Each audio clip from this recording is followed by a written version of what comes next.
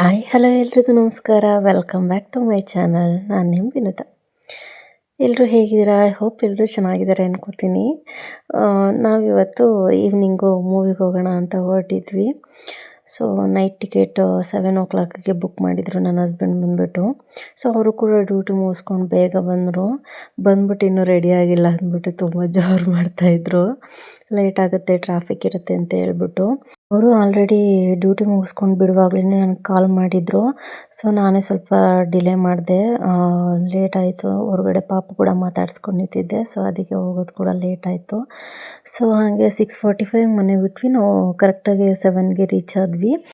Actually movie ಬಂದ್ಬಿಟ್ಟು 7:15 start ಆಗೋದು. ನನ್ನ ಹಸ್ಬೆಂಡ್ 7ಗೆ ಅಂತ ಹೇಳ್ಬಿಟ್ಟು ನಾನು ರೆಡಿ ಆಗೋದು ಲೇಟ್ ಮಾಡ್ತೀನಿ ಅಂತ ಹೇಳ್ಬಿಟ್ಟು ಬೇಗ ರೆಡಿ ಮಾಡ್ಕೊಂಡು ಕರ್ಕೊಂಬಂದ್ಬಿಟ್ರು. ನಾವು ಯಾವ ಮೂವಿಗೆ ಹೋಗ್ತಾಯಿದ್ದೀವಿ ಅಂತಂದರೆ ಕಾಂತಾರ ಮೂವಿಗೆ. ನಾವು ಯಾವುದು ಮೂವಿಗಳಿಗೆ ಅಷ್ಟು ಹೋಗಲ್ಲ. ಯಾವುದಾದ್ರೂ ತುಂಬ ಚೆನ್ನಾಗಿದೆ ಅಂತ ಏನಾದರೂ ಇದ್ದರೆ ಮಾತ್ರ ಹೋಗ್ತೀವಿ. ಲಾಸ್ಟ್ ಕಾಂತಾರಗೂ ಅಷ್ಟೇ ಹೋಗಿದ್ವಿ ಫ್ಯಾಮಿಲಿ ಎಲ್ರೂ. ಸೊ ಈ ಸಲವೂ ಅಷ್ಟೇ ನನ್ನ ಹಸ್ಬೆಂಡು ಹೋಗೋಣ ಅಂತ ಹೇಳ್ಬಿಟ್ಟು ಟಿಕೆಟ್ ಬುಕ್ ಮಾಡಿದರು. ಸೊ ಅದಕ್ಕೆ ನಾವಿಲ್ಲಿ ರಾಕ್ಲೈನ್ ಮಾಲ್ ಹತ್ರ ಬಂದಿದ್ವಿ. ನಮಗೆ ನಿಯರ್ ಆಗೋದಂದರೆ ರಾಕ್ಲೈನ್ ಮಾಲೇನೆ. ಸೊ ಅದಕ್ಕೆ ನಾವು ರಾಕ್ಲೈನ್ ಮಾಲೇ ಹೋಗೋಣ ಅಂತ ಹೇಳ್ಬಿಟ್ಟು ಅಲ್ಲೇ ಟಿಕೆಟ್ನ ಬುಕ್ ಕೂಡ ಮಾಡಿದರು. ಮಕ್ಕಳು ನಿಮ್ಗೆ ಗೊತ್ತೇ ಇರುತ್ತಲ್ವ, ಥಿಯೇಟ್ರ್ ಹತ್ರ ಹೋಗ್ಬಿಟ್ರೆ ಸಾಕು, ಅಲ್ಲಿ ಸ್ನ್ಯಾಕ್ಸ್ ಇರೋದು ನೋಡಿಬಿಟ್ಟು ಫಸ್ಟ್ ಸ್ಟಾರ್ಟಿಂಗ್, ಅದರಲ್ಲೂ ನನ್ನ ಮಗಳಂತೂ ಹೊರಗಡೆ ಹೋದರೆ ಬರೀ ಸ್ನ್ಯಾಕ್ಸೇ ಅವಳಿಗೆ. ಸೊ ಅವಳಿಗೆ ಪಾಪ್ಕಾರ್ನ್ ಅಂದರೆ ತುಂಬ ಇಷ್ಟ. ಪಾಪ್ಕಾರ್ನ್ ತಿನ್ನಬೇಕು ಅಂತ ಹೇಳ್ಬಿಟ್ಟು ಹಠ ಮಾಡ್ತಾಯಿದ್ಲು. ಸೊ ನಾನು ಅದಕ್ಕೆ ಬೇಡ, ಇಂಟರ್ವಲ್ ಆದಮೇಲೆ ಹೋಗೋಣ ಅಂತ ಹೇಳ್ಬಿಟ್ಟು ಇಂಟರ್ವಲ್ ಮುಗಿಸ್ಕೊಂಡು ಕೊಡಿಸುತ್ತೆ ಪಪ್ಪ ಅಂತ ಹೇಳ್ಬಿಟ್ಟು ಸುಮ್ಮನೆ ಆದ್ವಿ. ನಾವು ಯಾವ ಮೂವಿ ನೋಡೋಕೆ ಬಂದಿದ್ದೀವಿ? ಎಲ್ಲಿ? ಜಾಲಹಳ್ಳಿ ಕ್ರಾಸ್. ಎಲ್ಲಿ? ರಾಕ್ಲೈನ್ ಮಾಲ್. ಕರೆಕ್ಟಾಗಿ ಹೇಳು.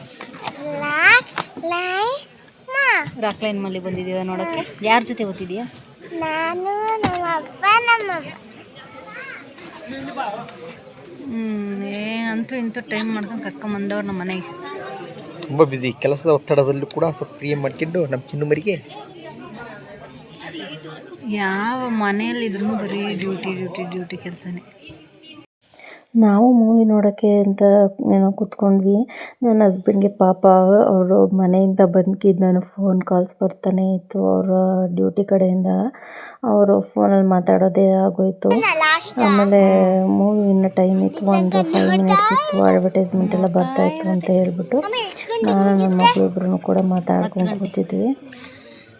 ನಾವು ಮೂವಿಗೆ ಹೋಗಿ ಆಲ್ರೆಡಿ 1 ವೀಕ್ ಆಯಿತು. ಸೊ ಅಪ್ಲೋಡ್ ಮಾಡೋಕ್ಕಾಗಿದ್ದಿಲ್ಲ, ಸಾರಿ. ಯಾಕೆಂದರೆ ಸ್ವಲ್ಪ ಸ್ಯಾರಿ ಕುಚ್ಚಾಕೋದೆಲ್ಲ ಇತ್ತು. ಸೊ ಹಬ್ಬ ಬೇರೆ ಇತ್ತಲ್ವ, ಸೊ ಅದಕ್ಕೆ ಮನೆ ಕ್ಲೀನಿಂಗ್ ಎಲ್ಲ ಹಿಡೀತು. ಒಬ್ಬಳೇ ಮಾಡ್ಕೋಬೇಕು, ಅದರಿಂದ ಸ್ವಲ್ಪ ಟೈಮ್ ತೊಗೊಳ್ತು. ಸೊ ಹಂಗಾಗಿ ನಾನು ವೀಡಿಯೋ ಏನು ಅಪ್ಲೋಡ್ ಮಾಡಲಿಕ್ಕೆ ಆಗಲಿಲ್ಲ. ಸೊ ಎಂಜಾಯ್ ಮಾಡ್ಕೊಂಡು ಮೂವಿನೂ ಕೂಡ ನೋಡಿದ್ವಿ. ತುಂಬ ಚೆನ್ನಾಗಿದೆ ಮೂವಿ ಕೂಡ, ನಮಗೆಲ್ಲನೂ ತುಂಬ ಇಷ್ಟ ಆಯಿತು. ನೀವು ನೋಡಿದರೆ ನಿಮಗೆ ಹೇಗೆ ಅನ್ನಿಸ್ತು ಅಂತ ಕಮೆಂಟ್ ಮಾಡಿ ಹೇಳಿ. ಸೊ ಅಷ್ಟರಲ್ಲಿ ನನ್ನ ಮಗಳು ಕೂಡ ನಿದ್ದೆ ಅಂತ ಇದು ಮಾಡ್ತಾಯಿದ್ಲು. ನಾವು ಫಿಲ್ಮ್ ಮುಗಿಸ್ಕೊಂಡು ಹೊರಗಡೆ ಬಂದ್ವಿ. ಅಷ್ಟರಲ್ಲಿ ಮಳೆ ಕೂಡ ಸ್ಟಾರ್ಟ್ ಆಗಿತ್ತು. ಥಿಯೇಟ್ರ್ ಒಳಗಡೆ ಇದ್ದರೆ ಮಳೆ ಬರೋದೇನು ಗೊತ್ತಾಗಲ್ಲ ಅಲ್ವಾ. ಸೊ ಫುಲ್ಲು ಮಳೆ ಬರ್ತಾಯಿತ್ತು. ಮನೆಗೆ ಹೆಂಗಪ್ಪ ಹೋಗೋದು ಅನ್ನೋ ಥರ ಆಗ್ಬಿಟ್ಟಿತ್ತು. ಸೊ ನನ್ನ ಹಸ್ಬೆಂಡು ಜರ್ಕಿನ್ ಕೂಡ ತೊಗೊಂಬಂದಿದ್ರು ಸೇಫ್ಟಿಗೆ ಅಂತ ಹೇಳ್ಬಿಟ್ಟು. ಒಂದೇ ಅವ್ರು ಯಾವಾಗಲೂ ಬ್ಯಾಗಲ್ಲಿ ಇಟ್ಕೊಂಡಿರ್ತಾರೆ. ಸೊ ಅದನ್ನು ನನ್ನ ಮಗಳಿಗೆ ಹಾಕಿಸ್ಕೊಂಡು ಅಂತೂ ಇಂತೂ ಮನೆ ಬಂದು ಸೇರಿಕೊಂಡ್ವಿ. ಸೊ ಇದಾಗಿತ್ತು ಇವತ್ತಿನ ನನ್ನ ವ್ಲಾಗ್. ಪ್ಲೀಸ್ ಇಷ್ಟ ಆಗಿದರೆ ಲೈಕ್ ಮಾಡಿ, ಶೇರ್ ಮಾಡಿ, ಸಬ್ಸ್ಕ್ರೈಬ್ ಮಾಡೋದನ್ನು ಮರಿಬೇಡಿ. Thank you.